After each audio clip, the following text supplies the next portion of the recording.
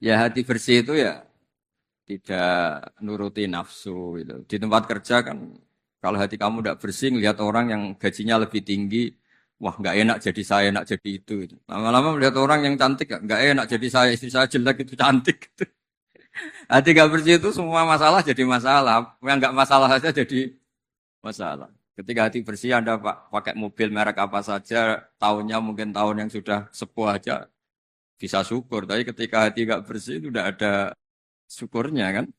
Jadi makanya kata orang-orang tua itu seneng orang itu karek kue. Maksudnya seneng tidak itu terserah kamu. Karena yang ngelola hati kita ya kita. Makanya teman saya haji itu kalau cerita itu lucu. Pagi-pagi Pak Wimbo itu ada istri bikinkan teh suaminya. Terus kata teman saya, oh itu istri orang itu baik. Bikin teh untuk suaminya. Terus kata istrinya dia, gimana tukeran?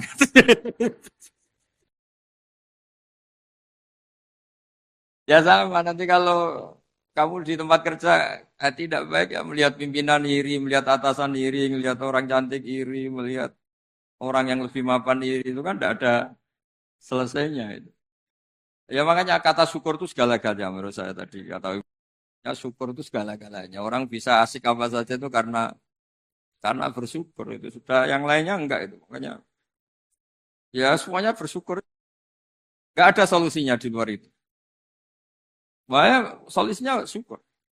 Coba misalnya kita orang Indonesia melihat Amerika atau Swiss atau mana saja, apa ada siap jadi orang Swiss? Di sana dianggap imigran, sudah gitu dianggap pendatang, eksistensi kita mendingan jadi orang Indonesia karuan warga negara kita daripada ngeluh membanding-bandingkan dengan negara lain, mendingan bersyukur jadi warga apa?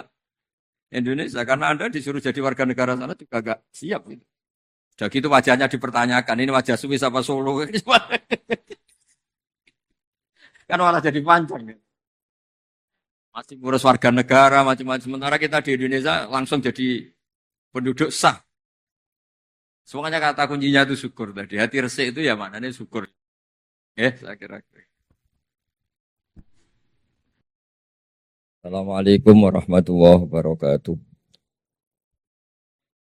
Nahmaduka ya ghafuru ya syakuru wa salli wa sallim wa barik ala sayyidina maulana Muhammadin wa ala alihi wa sahbihi asmain nama ba'du.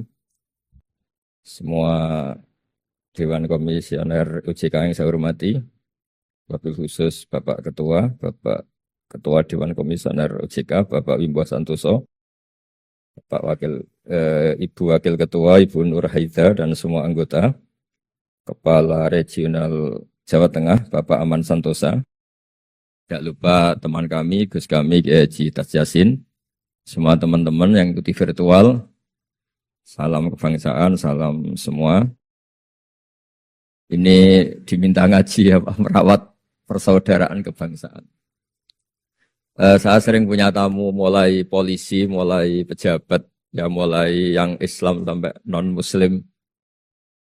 Saya sering cerita bahwa hal-hal yang jadi fitrah manusia itu ya keinginan dasar manusia itu ya senang damai, senang bersaudara. Karena hal itu fitrah itu desain awal manusia itu suka damai. Jadi kalau untuk konflik itu butuh pemicu, tapi kalau untuk damai itu tidak butuh pemicu. Sehingga orang di mana-mana bisa rileks ya. Rileks di terminal, rileks di jalan, rileks di warung-warung kopi, rileks di kedai-kedai.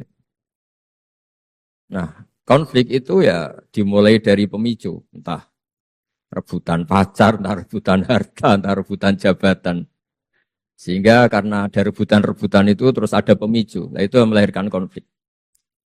Nah, harus dicamkan, ditanamkan bahwa kepentingan berbangsa ini di atas ya, di atas kepentingan kita, di atas nafsu kita, di atas keserakan kita, sehingga kita mudah damai. Itu rumusnya kiai-kiai ya. Saat tentu di sini pakai solusi yang ala kiai ya, karena tentu mereka ingin mendengar versi kiai. Kalau versi polisi mungkin ya tegakkan hukum. Kalau versi bank atau JK ya, kalau nasabah nakal ya jangan dikasih kredit lagi. Kalau versi mertua ya kalau mantu nakal ya dipulangkan, anaknya ditarik kembali. Jadi versi itu banyak ya. Kalau versi imigrasi ya mungkin dicabut paspornya gitu. Kalau versi Kiai itu melihat dunia ini sederhana. Banyak orang-orang tasawuf, saya ini cerita tasawuf, cerita yang ringan-ringan saja. Orang tasawuf itu kalau makan, itu satu piring ternyata kenyang. Gitu. Minum satu gelas ya sudah puas. Ya. Terus dia cerita, ngapain saya butuh uang banyak, uang satu piring ya sudah cukup. Gitu. Kalau tidur gitu ya, tidur di satu kamar ya tidur, bangun ya sudah puas. Oh, artinya Anda punya kamar 100 ya tidurnya tetap di satu kamar. Jangan mentang-mentang punya kamar 100 dibagi 5 menitan itu. Karena eman kalau kamar yang lain nganggur gitu. Artinya kalau punya kamar satu cukup, ngapain ingin punya kamar banyak. Jadi sebetulnya kalau kita punya rumah banyak itu nambah kebingungan karena yang sana yang rumah siapa, yang sana siapa. Ya kalau dianggap prestasi, kalau dianggap tambah bingung karena mau tidur saja di rumah mana ya. Di kamar mana ya? Kalau miskin kan enak. Sudah itu aja, gak ada banyak pilihan. Artinya dengan cara seperti itu sebetulnya merajut kebangsaan itu lebih mudah. Karena awal dari segala perpecahan, segala konflik itu mau menang sendiri. Sehingga dulu cerita-cerita orang sufi, kalau dengar itu tetangga kamu tidak cocok, partai sebelah tidak cocok, terus ormas sebelah tidak cocok. Itu jawabannya lucu. Sebetulnya saya sebagai manusia kalau ada orang tidak cocok itu tersiksa, tapi bagus lah. Kalau tidak cocok itu tidak utang saya, tidak pinjam uang saya, tidak pinjam mobil saya. Sehingga jadi gampang gitu. Artinya jadi gampang itu ya orang yang baik sama kamu ya baik karena Anda punya mitra, punya teman. Yang sedang nggak seneng kamu juga baik. Di mana-mana orang pinjam uang itu gara-gara seneng, gara-gara cocok. Jadi tidak cocok ya ada berkahnya sendiri. Jadi dengan cara pandang seperti itu hidup itu rileks. Nah, itu kalau teman-teman yang utang itu pasti temennya itu. Ada musuh kamu utang kamu. Jadi musuh ya punya berkah sendiri. Tapi jangan musuh yang sampai nikah, menembak itu nggak berperadaban. Suatu saat Imam Syafi'i itu pernah didatangi orang itu ketemu beliau cium tangan hormat. Setelah di luar ternyata orang itu mencaci maki. Cara Jawa ngerasani tadi kata Pak Wimbo karena orang Solo itu ngerasani. Ketika Imam Syafi'i dilaporin orang itu di depan Anda menghormati kalau di luar itu ngerasani itu menghina, mengata-ngatain. Jawabnya Imam Syafi'i lucu. Alhamdulillah berarti saya wibawa katanya. Di depan saya tidak berani. Dijawab enteng saja, tidak dijawab serius. Berarti saya wibawa. Di depan saya buktinya tidak berani. Nah Islam itu ngajari itu semua. Ngajarin ketika kita disenengin orang banyak itu ya poin atau aset. Karena kita harus kerjasama atau sama-sama kerja dengan banyak pihak. Tapi kalau ada orang lain yang sedang tidak senang atau tidak cocok, itu juga ada berkahnya sendiri karena dia bisa mandiri. Itu kalau mantu-mantu itu tidak tukaran sama mertuanya, itu tidak mandiri-mandiri. Disuruh mertuanya mangan ramangan kumpul yuk tambah suwe tambah goblok gitu, tambah lama tambah goblok gitu. Baru gara-gara terlalu cocok kan. Kalau agak-agak tukaran, agak-agak konflik itu malah cepat mandiri. Sehingga merajut kebangsaan itu ya harus dipikir secara luas. Ada teman-teman yang mungkin nggak mau pulang kampung, maunya tetap di Belanda, di Amerika. Tapi ternyata niatnya memfasilitasi kalau ada mahasiswa yang ke sana, ada yang dijujuk gitu. Ada yang dijujuk, sehingga bangsa ini bisa menimba ilmu di berbagai negara. Termasuk dulu di Mekah itu ada namanya Syekh Mukhtar. Itu semua dulu nggak ada hotel, semua orang haji pasti numpang dalamnya atau rumahnya Syekh Mukhtar. Beliau nggak pulang karena jagani semua yang haji di Indonesia biar gampang. Artinya jangan kira teman-teman yang sedang di Mekah atau di Medina atau di Eropa atau di Amerika terus anti kebangsaan, enggak juga. Ternyata mereka bisa memfasilitasi kita saat kita di sana. Wawasan kebangsaannya juga hanya menjadi fasilitator atau menjadi mediasi atau jadi sarana kalau ada teman-teman ke sana. Begitu juga para wali. Ini cerita, mungkin cerita yang enggak ada di OJK, cerita wali Pak Wimbo. Wali itu kalau disuruh mikir kredit, disuruh mikir cara bantu orang miskin itu ya enggak pati bakat gitu. Tapi komunikasinya langsung sama yang punya. Jadi alam raya ini dengan segala variannya itu milik Allah Subhanahu wa taala. Jadi kalau Anda ingin merubah lakonnya wayang, Itu ndak usah ngerayu Gatotkaca disuruh jadi Semar atau disuruh jadi Bagong, itu susah. Mereka nggak mau.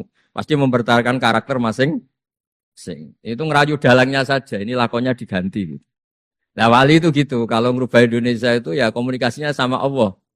Karena yang mengendalikan alam raya ini Allah Subhanahu wa Ta'ala. Kita tidak bisa mengendalikan pikiran orang. Sering ada orang itu, ini cerita yang ringan-ringan saja. Tapi barokahnya cerita ini nanti gampang merajut persaudaraan. Bapak itu, bapak saya, Kiai Haji Nur Salim, itu paling suka itu sama orang yang agak sombong. Sombong itu ya, ketua RT sudah bangganya Masya Allah. Dia punya motor satu sudah kayak orang paling kaya di dunia. Punya istri yang sebetulnya ada cantik, ya dia ngira istrinya itu paling cantik di dunia. Dia agak ganteng yang merasa paling ganteng di dunia. Saya dulu ya iskal itu janggal. Kenapa sih kok seneng kancanan orang sombong? Ternyata orang sombong itu orang yang paling gampang syukur. Orang gampang syukur. Tapi kalau ketemu orang yang kelihatannya sopan, apa saya hanya RT, apa saya hanya di OJK, saya ada menteri saya ada presiden.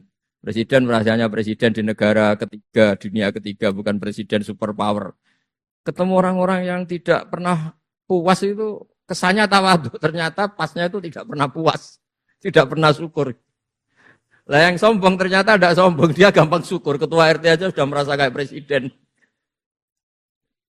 Hanya pegawai OJK aja sudah merasa bangga, padahal dibuat suruhan Pak Simbo. Tapi senengnya, ini nggak disuruh seragam, sudah seragam semua. Saking senengnya. Iya, bangga banget ya. Ayo bangga banget. Jadi sama, sebetulnya kita jadi warga Indonesia, berKTP Indonesia sudah harus seneng. Tidak gampang, orang punya negara itu tidak. Coba orang-orang yang sekarang di Amerika di mana-mana itu orang Indonesia itu ya kangen rumah. Itu untuk kangen ke sini itu harus berbiaya 100 juta untuk pulang. Kita tidak usah kangen sudah di Indonesia, itu sudah luar biasa. Nah, sama-sama kerja atau saling memberi kontribusi. Saya sering punya analogi ya. Saya sering diskusi sama banyak rektor di Indonesia.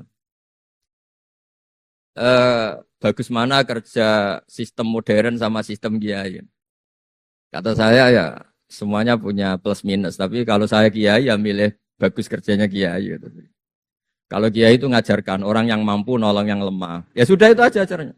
Kapan saja Anda mampu, berkesempatan mampu ya wajib menolong. Tapi kalau sistem modern itu ada jobnya. Sehingga gara-gara ada jobnya, suatu saat mungkin kalau ada orang tenggelam, wah saya ada SAR, saya ada tim SAR, gak perlu menolong.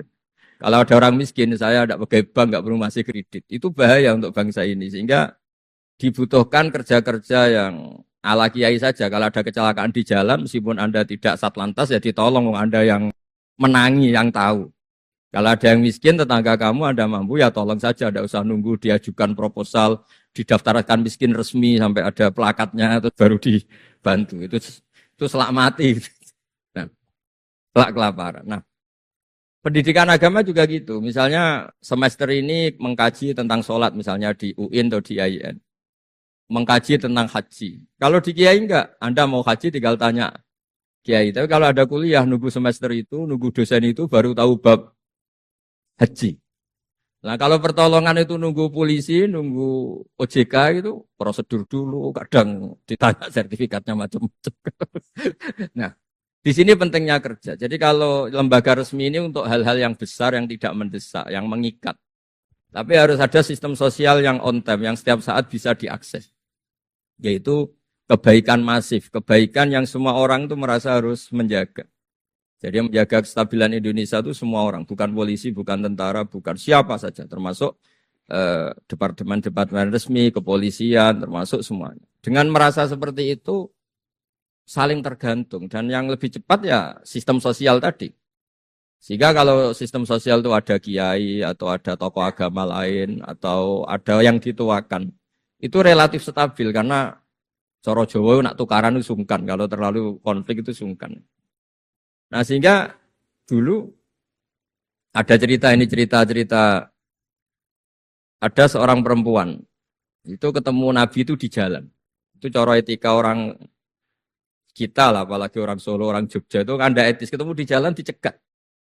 Ya Rasulullah, saya ini punya bapak sudah tua dan kalau Anda haji seperti ini pasti ingin bapak saya itu ikut, tapi beliau sudah tua sehingga tidak bisa ikut. Ini gimana saya harus menghajikan beliau apa enggak? Sama Nabi saat itu dijawab, kalau bapak kamu punya utang, kamu yang bayar cukup enggak? Ya cukup ya Rasulullah. Ya sudah seperti itu. Artinya cukup Anda hajikan. Kemudian oleh Imam Bukhari itu dibabkan lucu. Babnya itu unik. Bab boleh tanya tokoh di jalan.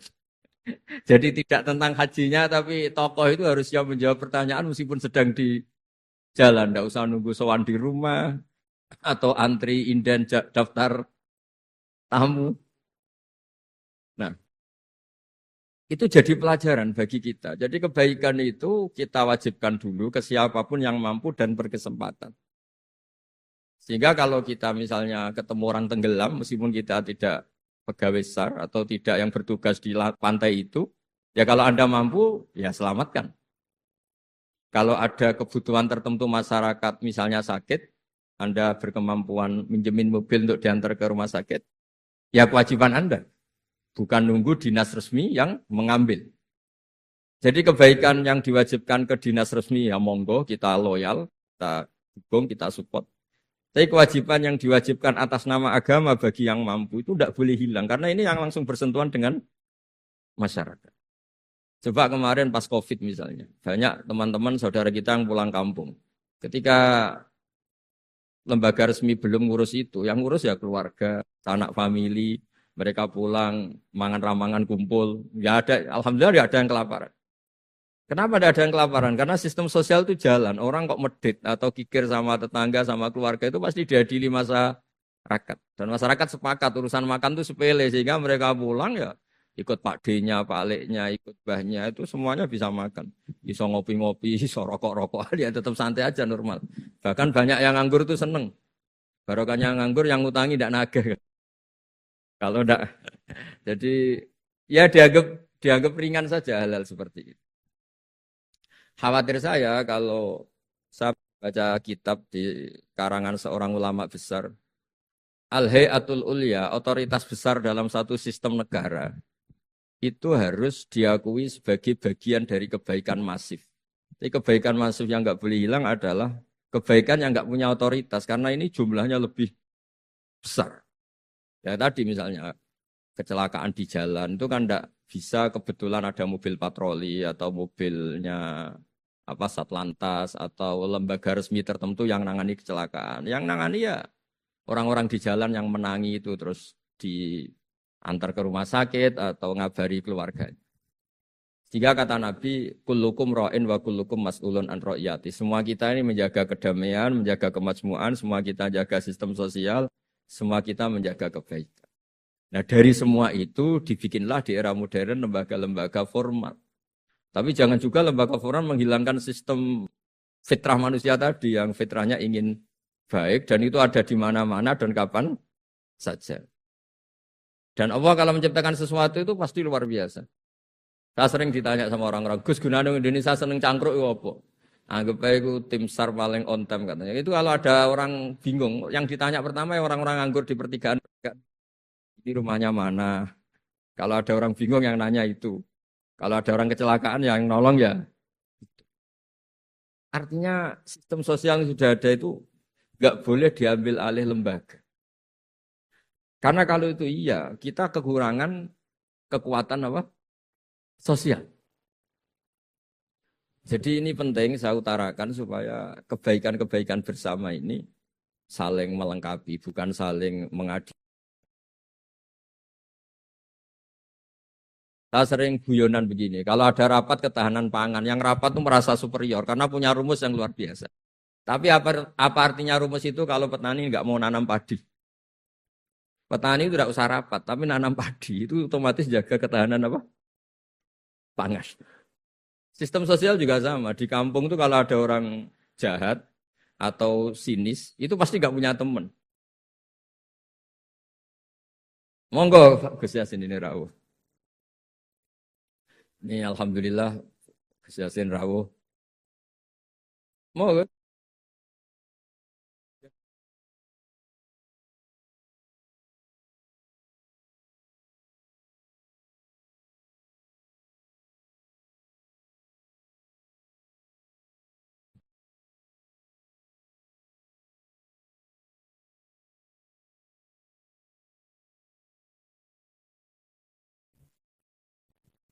Ya, saya teruskan supaya kenapa saya nyampaikan ini supaya energi sosial kita untuk menjaga kemajmukan, menjaga toleransi itu lebih masif. Di beberapa daerah itu ya banyak masjid jejer gereja di Tuban, di Jakarta. Dan ketika buktinya nggak ada apa-apa, yaitu simbol perdamaian. Di beberapa daerah ya banyak orang Islam, bosnya itu non-Muslim. Atau sebaliknya non-Muslim, bosnya Muslim. Atasan juga banyak begitu, atasannya Muslim. Itu kan contoh sosial yang sudah masif. Justru karena didiskusikan, diseminarkan itu menjadi kayak kita baru mulai. Nah itu malah aneh. Jadi selama ini kan ya sudah begitu kan, banyak orang Islam di mana-mana.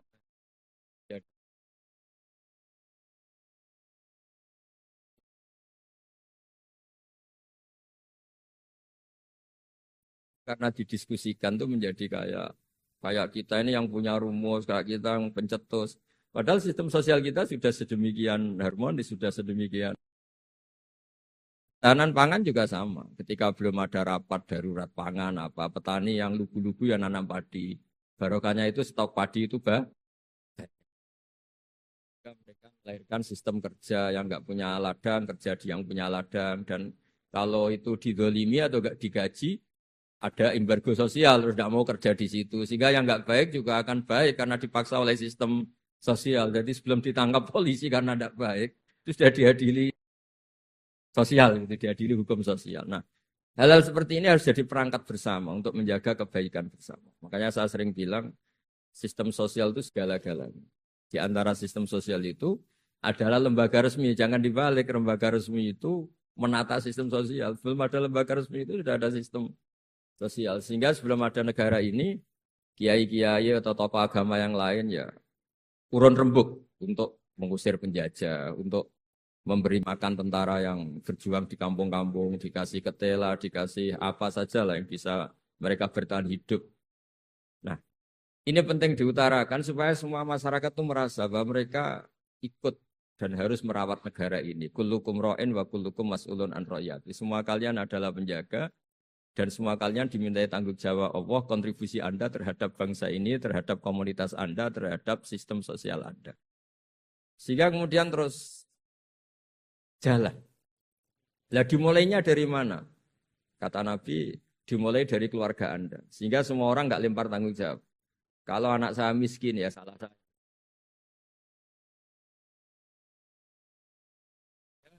Jangan karena ada sistem modern, setiap ada yang miskin menyalahkan. Setiap ada apa nyalakan menteri terkait.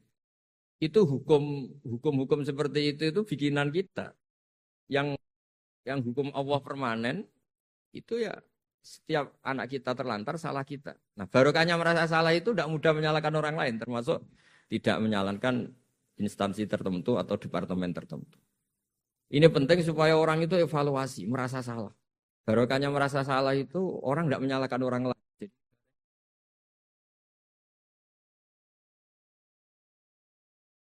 Apa baiknya agama ini? Jadi kalau berdoa disuruh mulai dengan Robbana Dzolamna apa?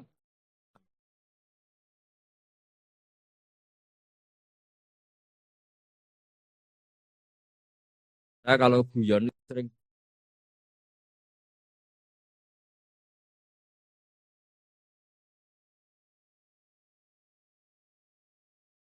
miskin tahu-tahu jadi bupati atau gubernur. Terus itu tarif utang kamu ya dinaikkan. Dulu zaman sama-sama miskin paling pinjam uang hanya 10.000. Gara-gara jadi bupati atau gubernur BI misalnya atau ketua OJK. Utangnya dinaikkan bukan sesuai Anda tapi sesuai jabatan teman kamu. Masa punya teman gubernur kita utang 100, ya utang modal 100 juta. Dan kalau nggak ngutangin, wah katanya teman deket ternyata nggak mau dipinjemin. Jadi punya kultur menyalahkan orang lain. Dia SDM-nya hanya ketua RT gara-gara punya teman gubernur atau presiden atau apa. Inginnya ya lebih tinggi lagi. Jadi bukan dasar kapasitas dia tapi kapasitas temannya. Itu juga bagian dari kesalahan yang kita ciptakan. Sehingga agama mengatur orang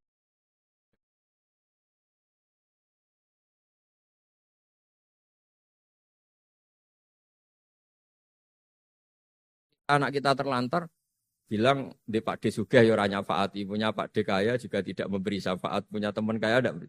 Jadi tidak menyalahkan dirinya, tapi menyalahkan teman atau keluarganya yang kaya. Itu juga awal bencana kemajmukan. Jadi kebanyakan nuntut. Makanya Nabi berkali-kali ngendikan ketika kamu di zaman akhir wa alika bi khosayati nafsik wada angka amrol amah. Kalau sudah ada badai, badai apa saja, badai ekonomi, badai sosial atau badai apa saja. Urusi diri kamu sendiri itu bukan Nabi menanamkan egois itu enggak, justru menanamkan kebersamaan. Barokahnya orang itu sibuk ngurus keluarganya sendiri itu enggak kepikiran nyalakan orang lain. Jadi orang kadang salah tafsir itu justru seakan-akan kita diajarin untuk egois itu enggak. Berkahnya ngurus diri sendiri, ketika kita sudah terurus tidak membebani sama orang lain. Dan berkahnya ngurus diri sendiri juga tidak gampang mengkomplain orang lain. Karena kita merasa punya kewajiban sendiri. Tapi kalau kita ini terlalu modern,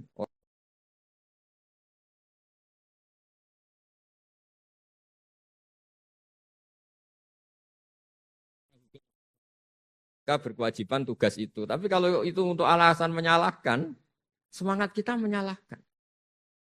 Dan agama itu tidak mengajari seperti itu. Agama itu mengajari Rabbana dzulamna apa?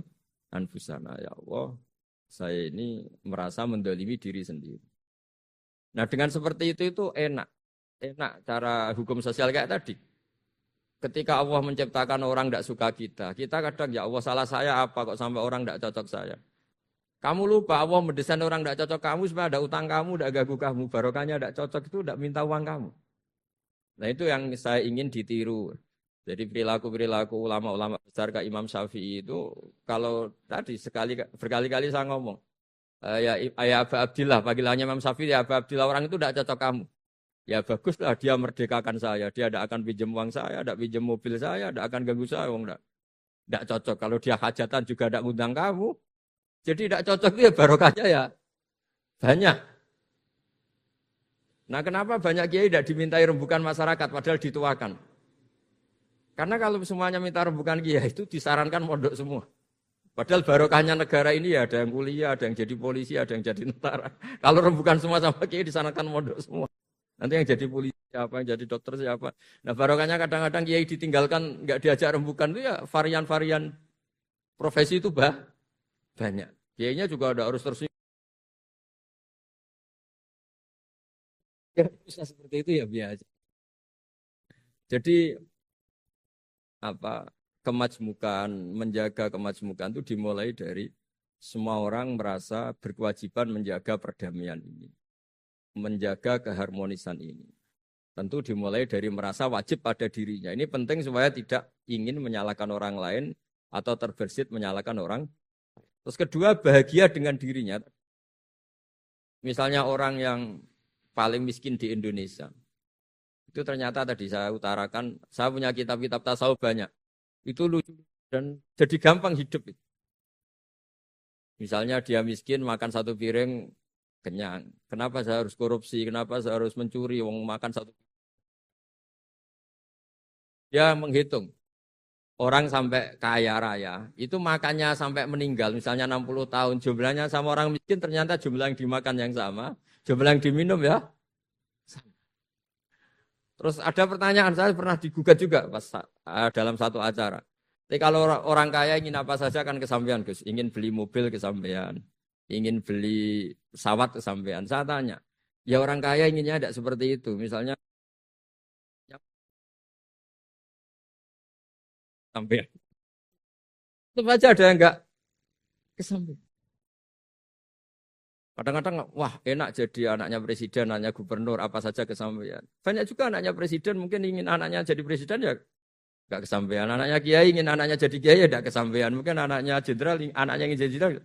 Nah dia nyontohkannya kan, wah kalau jadi orang kaya itu enak, ingin makan di apa saja kesampaian. Masa orang kaya seleranya hanya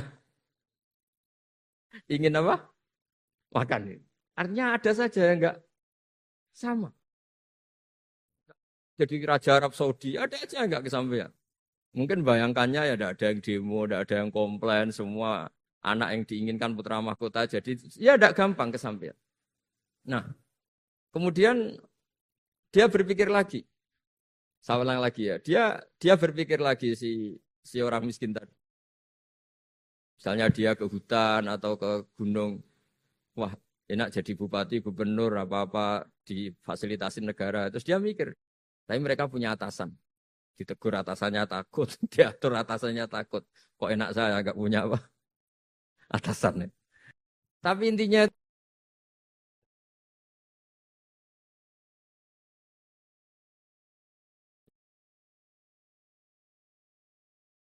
ketua OJK atau gubernur atau wakil gubernur atau kiai. Nikmat tertinggi itu karena melakukan perintahnya Allah Subhanahu wa taala. Kita disuruh jaga Indonesia, disuruh jaga nikmatnya itu subjektif sepihak. Kita puas kalau ingin seperti yang kita inginkan. Itu nggak akan ada puasnya karena nafsu kita itu kalau guyonan orang-orang tasawuf, kamu dikasih dunia seisinya dan lipatannya, tamak kamu atau keinginan kamu itu tidak akan tercapaikan, tidak akan terpuaskan. Karena manusia itu ya sudah nggak ada batasannya. Makanya kalau guyonnya dulu kan ada orang tirakat, kalau megang apa saja jadi emas. Dia bayangkan jadi kaya, jadi top. Ternyata pertama dia megang saka rumahnya, tiang rumahnya jadi emas. Habis itu megang apa lagi jadi emas. Lama-lama megang nasi jadi emas, megang minum jadi emas. Akhirnya dia nggak bisa makan karena dia ingin semua yang dipegang jadi emas. Pas kecapean megang-megang, dia ingin makan, yang dipegang juga jadi emas. Ya akhirnya kan jadi bingung gitu, karena nggak kesampaian kan. Dia kesampaiannya jadi emas, ternyata kebutuhan dasar dia ingin makan malah tidak kesampaian karena yang dimegang jadi emas. Jadi itu kan contoh. Sejahtera juga sama. Anda bayangkan misalnya kalau punya mobil, punya uang tabungan, punya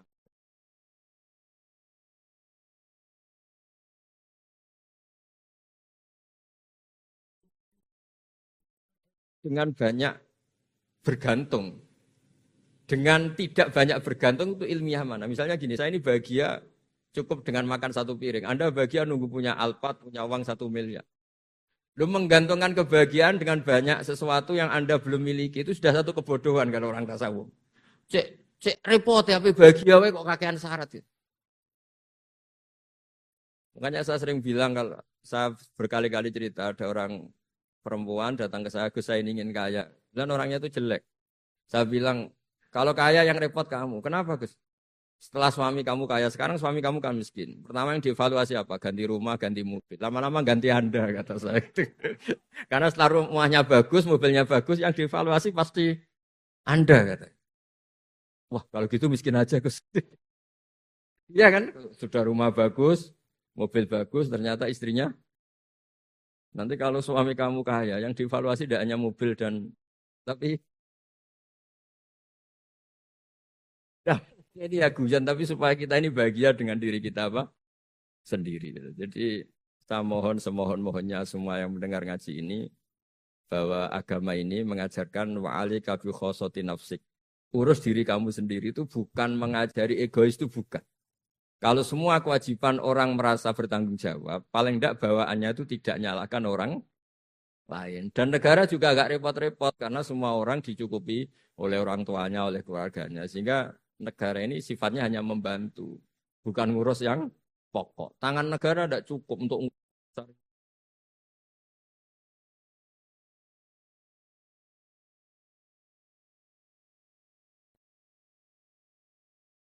atas komunitasnya, terus negara fasilitasi itu semua. Insya Allah menjadi baldatun thayyibatu warabun ghafur.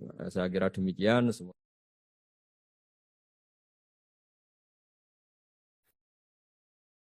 Dulu di antara kebaikan tentu meninggalkan semua dosa, meninggalkan semua maksiat.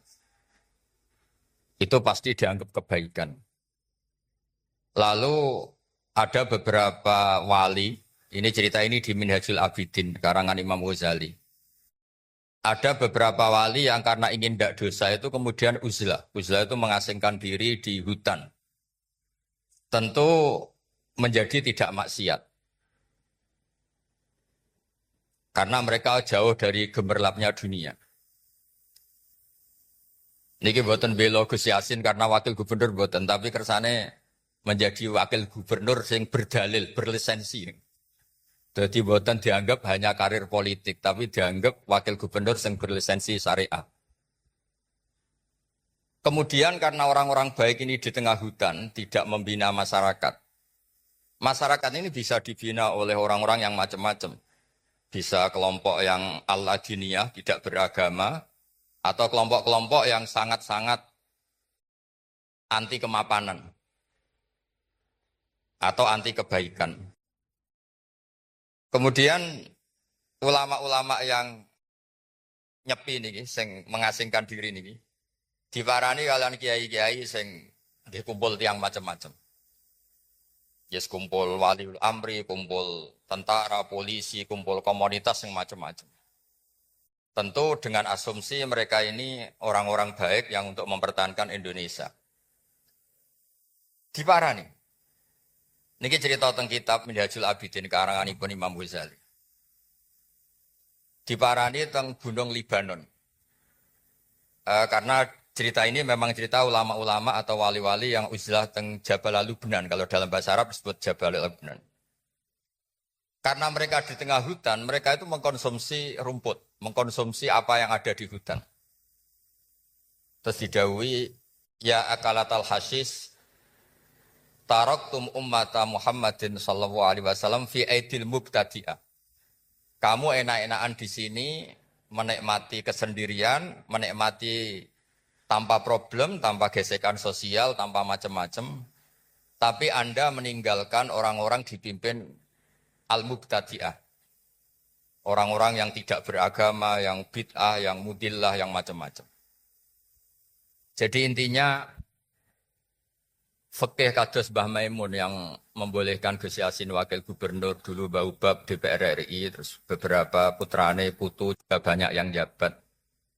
Itu adalah sanad muttasil bahwa dulu ulama-ulama itu enggak pernah membiarkan negaranya tanpa arah atau tanpa panduan ulama. Karena ketika kita uzlah atau menyendiri, itu artinya taraktum ummata Muhammadin fi aidil mubtadi'ah.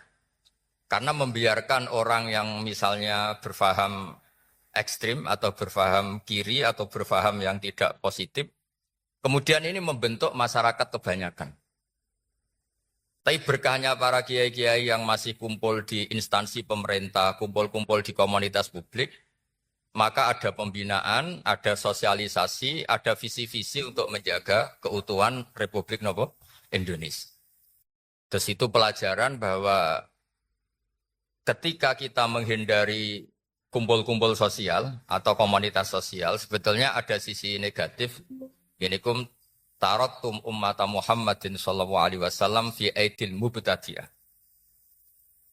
Sebab niku sanad-sanad yang mutasil di kita niku disebut alladzi yukhalitun nasa wa yasbiru ala adhanahum khairun minalladzi la yukhalitun nasa wa la yasbiru ala adhan. Orang-orang baik yang kumpul, yang ikut sosial, ikut berproses sosial dan menyabari ketika kecewa. Itu lebih baik ketimbang orang baik kemudian milih menarik diri dan la yasbiru ala adhan. Lane kados kula sing kula alami teng awak kula piyambak pun tengah-tengah. Kula niku ora pati nampa tamu, nggih mboten pati nampa pengajian. Tapi saya tetap ngaji terbuka. Tetap punya komunitas sosial, saya masih kerja di Jakarta, di Jogja juga masih punya jamaah ngaji. Karena sekali itu tidak, maka tidak ada sarana atau wacana atau visi atau apalah yang positif untuk ikut menjaga Indonesia.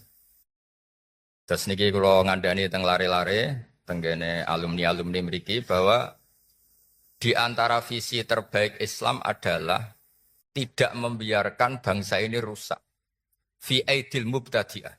Ya tinggal nanti konteksnya kalau sampai misalnya pikiran-pikiran terlarang ya fi aidihim, tapi apapun itu ngendikane Imam Ghazali, wali-wali yang memutuskan menyendiri dan tidak mau bersinggungan secara sosial karena takut salah, takut dosa, niku diingatkan oleh wali-wali yang lebih tinggi makomnya, Yaitu karena wali-wali yang uzlah tadi disebut ya akalatal hasis taraktum ummata Muhammadin sallallahu alaihi wasallam fi aidil mubtadi. Kemudian cerita terakhir nih ngaji sekedap mawon. Karena ngaji seperti ini itu merapati penting. Sementing itu istiqomah kiai ini. Ya istiqomah kiai ini, wong kiai ini teng Semarang itu ke virtual itu kono apa ya ora roh. Utawa model wali ya ora roh. Pokoke husnudzon nonton mawon. Cerita terakhir Imam Ghazali itu pernah memutuskan uzlah. Memutuskan uzlah sampai di masjid-masjid Damaskus, kila sampai di masjid Palestina. Tapi beliau memutuskan uzlah setelah terkenal ngarang Ihya. Setelah terkenal ngarang Ihya itu semua mufti, semua ustadz itu kalau berdalil, kalau berargumentasi itu bilang qala al-Imam Hujjatul Islam Al-Ghazali. Sehingga beliau tidak nyaman, jangan-jangan saya soleh ini karena tertekan nama besar, disebut Hujjatul Islam, disebut Al-Alim Al-Alama. Maka beliau ingin membuktikan kalau solehnya ini individual, meskipun sendiri juga tetap soleh. Beliau uzlah, tapi di tengah-tengah uzlah itu beliau mimpi ketemu guru-gurunya, terus digojlok. Ora ana ceritane, wong apik iku urip dhewean, wong apik dhisik-dhisik iku wa udzu fi sabili. Tersakiti dalam jalan saya kata.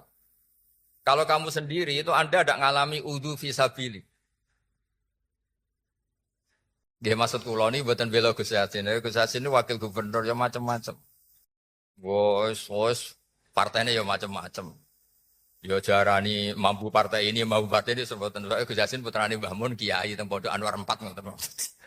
Tapi apapun orang salah paham itu bagian dari dinamika berislam. Ini disebut wa'udhu napa? Fisab. Lani Mbah Maimun itu sering kagum kalian Said Ramdan Al-Buti, kata beliau yang sering dikenang itu. Ini ya gurunya Gus Yassin. Beliau mudaroh ya, atau bahasa gampangnya mujamalah napa mudaroh. Sementing jangan sebut taqiyah.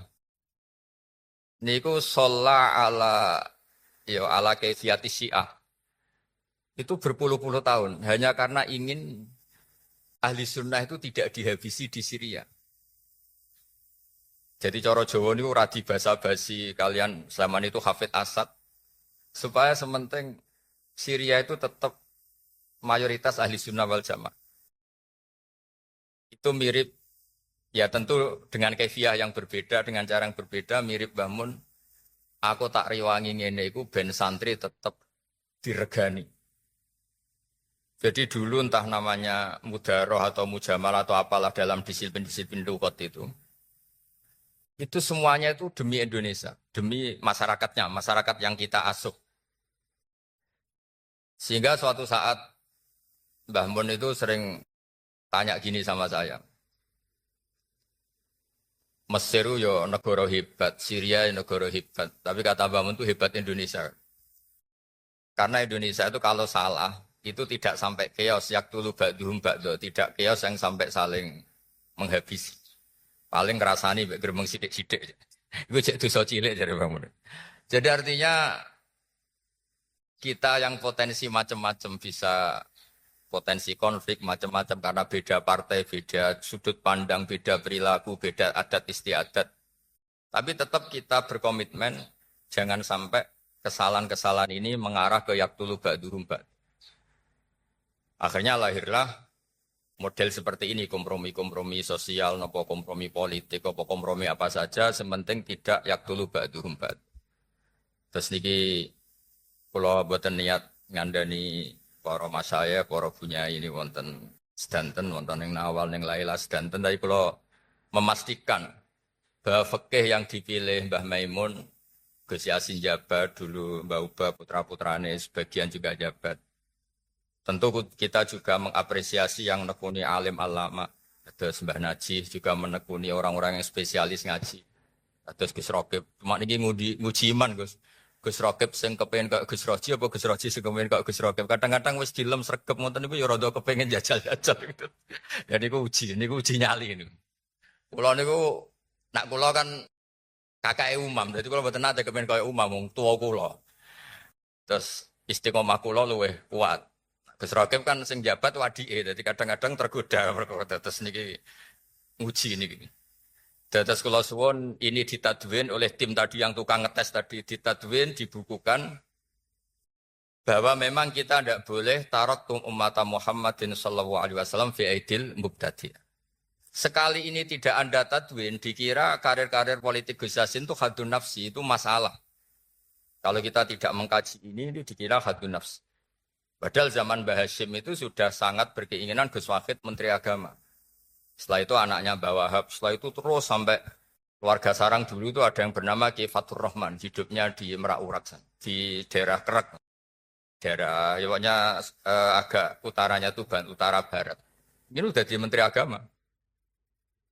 Makanya dulu ada Universitas Islam Indonesia itu pendirinya mulai Gus Wahid, tokoh-tokoh Muhammadiyah termasuk Ki Fatur Rahman. Itu juga karena tidak ingin komunitas Islam tidak jadi leader di pendidikan. Akhirnya lahirlah Universitas Islam banyak di Indonesia, terus ada yang resmi negara kayak IAIN, terus ada sekolah-sekolah tinggi kayak yang dimiliki Gus Zofur. Akhirnya Islam menjadi komunitas besar dan jadi model keren ya dalam berperilaku, dalam berperadaban. Makanya ini penting supaya kita berislam itu ya baik-baik saja. Islam yang benar-benar rahmatan lil alamin. Islam yang enggak dianggap problem bagi masyarakat Indonesia. Nggih ngoten mawon harus ditadwin ini oleh tim-tim tadi karena kita jangan ngalami kayak Les bin Sa'ad. Imam Syafi'i itu yang setara dengan beliau itu banyak, termasuk namanya Les bin Sa'ad. Itu gurunya, sebenarnya guru-gurunya Imam Syafi'i juga guru istifadah. Imam Syafi'i itu kalau ngetikan al-les afqahu min Malik illa annahu doya'ahu ashabu. Imam Les itu sebetulnya afqahu min Malik, tapi murid-muridnya tidak mentadwin madhab-madhabnya, sehingga kesannya itu Les itu habis dibanding Imam Malik. Karena murid itu sekali tidak mentadwin, seperti saya ini adekan tidak ngomong seperti ini, itu nanti dikira semua orang soleh yang jabat itu wis kepleset, saiki wis seneng dunya. Padahal di Quran jelas ada, faqad ataina ala Ibrahim al-kitab wal hikmata wa atainahum mulkan azima. Jadi al-mulkul azim la yunafis solahiyah. Dulu banyak orang-orang soleh yang jabat. Nabi Sulaiman itu raja, Nabi Dawud itu raja. Tapi tentu bunyai-bunyai hanya suka suaminya raja. Ora usah contohnya bojone akeh, itu mesti menolak itu kalau diteruskan wajah kias. Nah kadang-kadang yang jadi raja inginnya kiasnya itu ya agak sempurna, tapi itu mesti sepi. Tapi apapun itu khazanah seperti itu harus tadwin, harus ditadwin supaya orang ngerti bahwa menekuni satu dunia riasa itu tidak harus buruk. Makanya Imam Malik ketika Imam Syafi'i pamit mau pindah ke Irak, mau ngaji sama Muhammad bin Hasan Asy-Syaibani ini didawi sama Malik karena beliau juga trauma pernah diadili penguasa karena tidak punya power, tidak punya kekuasaan. Wattakhid li nafsika jahan li alla tato'akal aradil. Ya wattakhid li nafsika jahan li alla tato'akal aradil. Wong yo kudu duwe pangkat, status sosial, ben gak digo bal-balan wong-wong.